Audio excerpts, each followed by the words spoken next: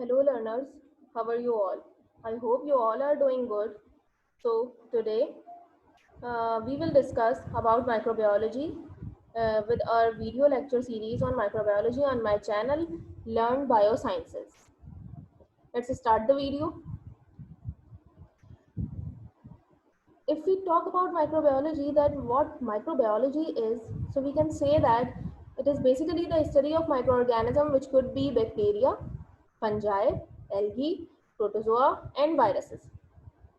These all are unicellular organisms, and microbiology is concerned with their structures, forms, ability to cause infection, their relationship with humans and other animals, their distribution in nature, and the chemical and physical changes they bring in our environment by interacting with our environment.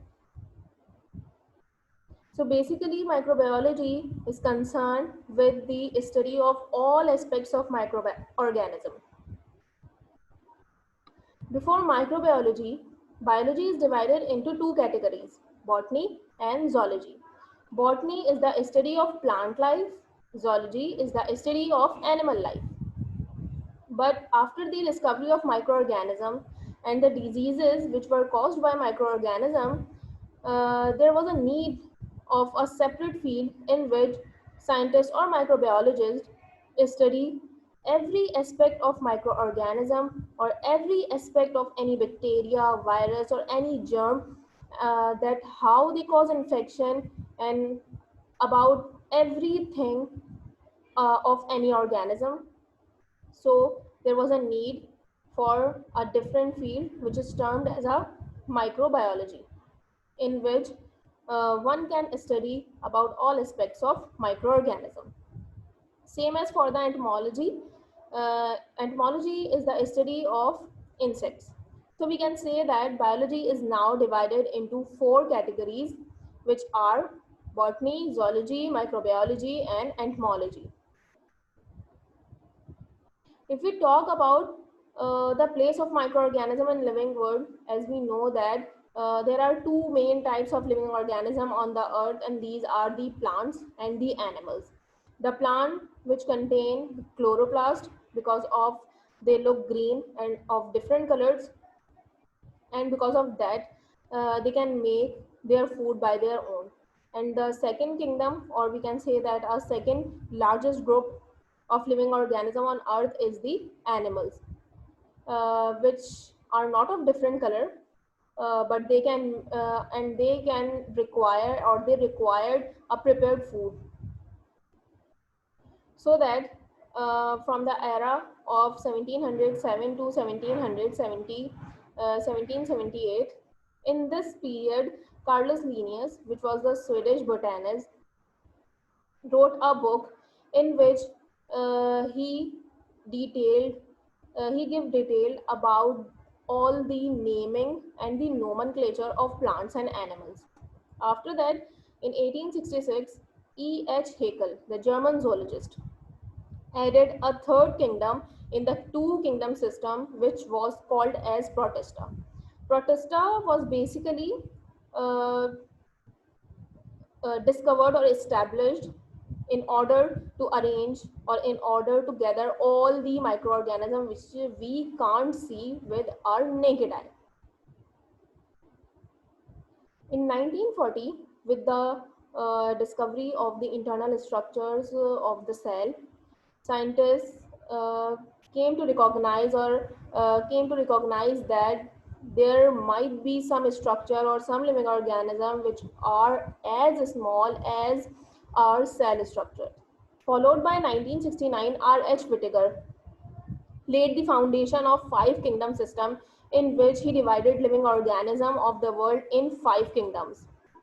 Kingdom Plantae, which contain all the living organism and all the organism which contain chloroplast and which are of multicellular organism.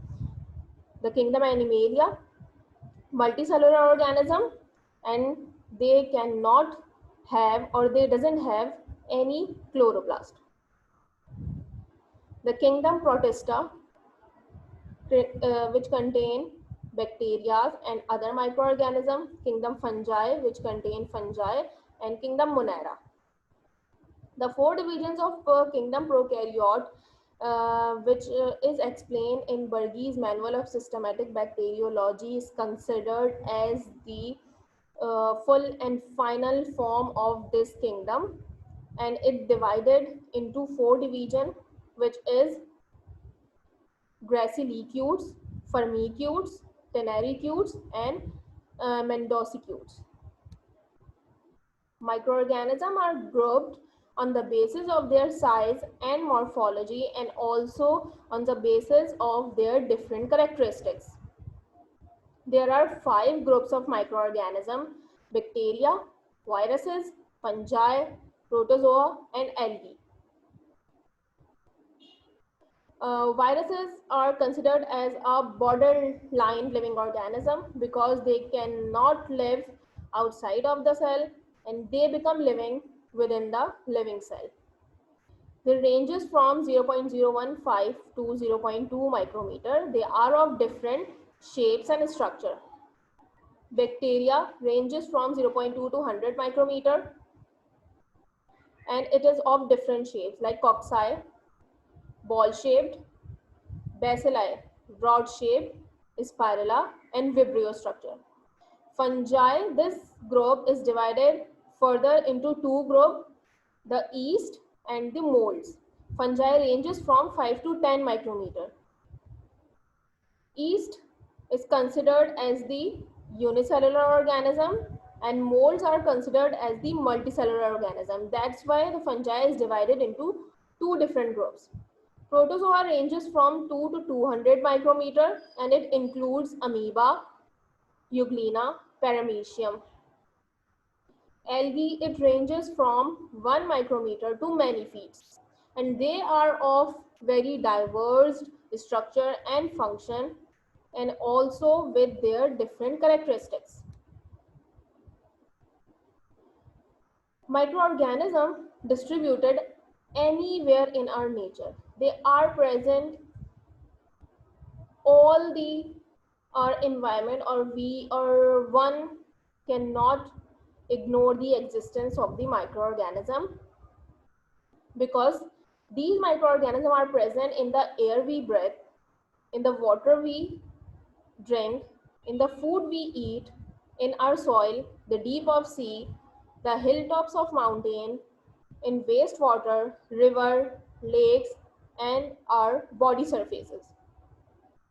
That's why we have a normal flora in our internal body in our internal body structure, like in mouth, in our intestine, or on the skin.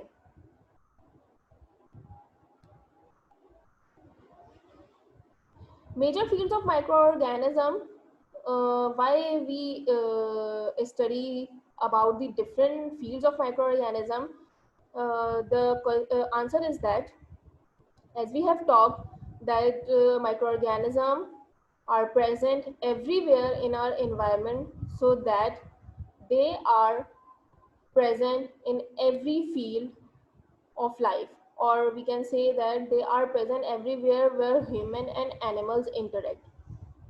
So the main fields are medical microbiology, in which we study about the causative agent of any diseases and the diagnostic procedures of the any diseases, that which type of microorganism is involved in any particular type of disease.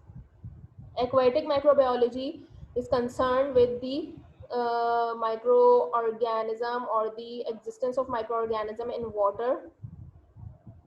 Aeromicrobiology is concerned with the study of microorganism in air and its relationship or interaction with different components and different structures which are found in our air.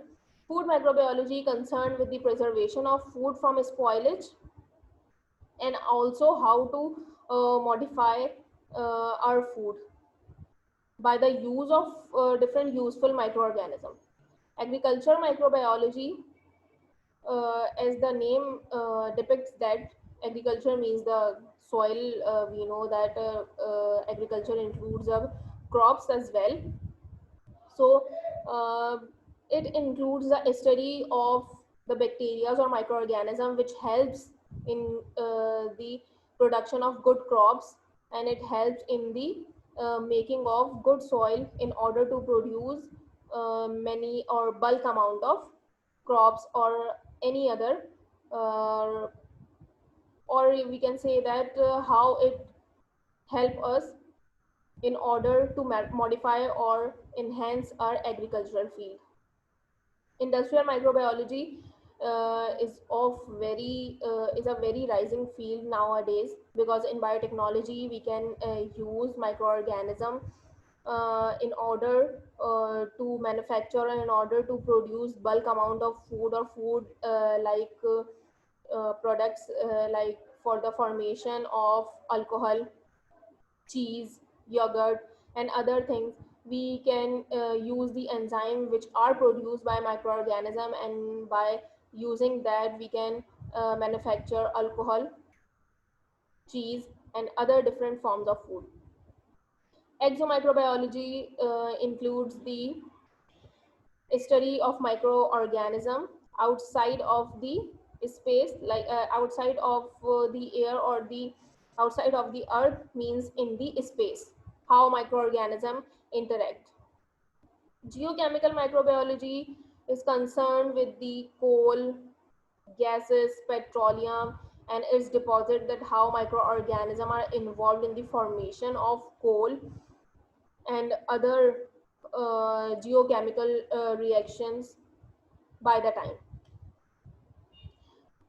So if generally if we talk about microorganism, how they are useful for us and how they harm us, in order to study about the diverse structure of microorganism, we have to look into the very deep.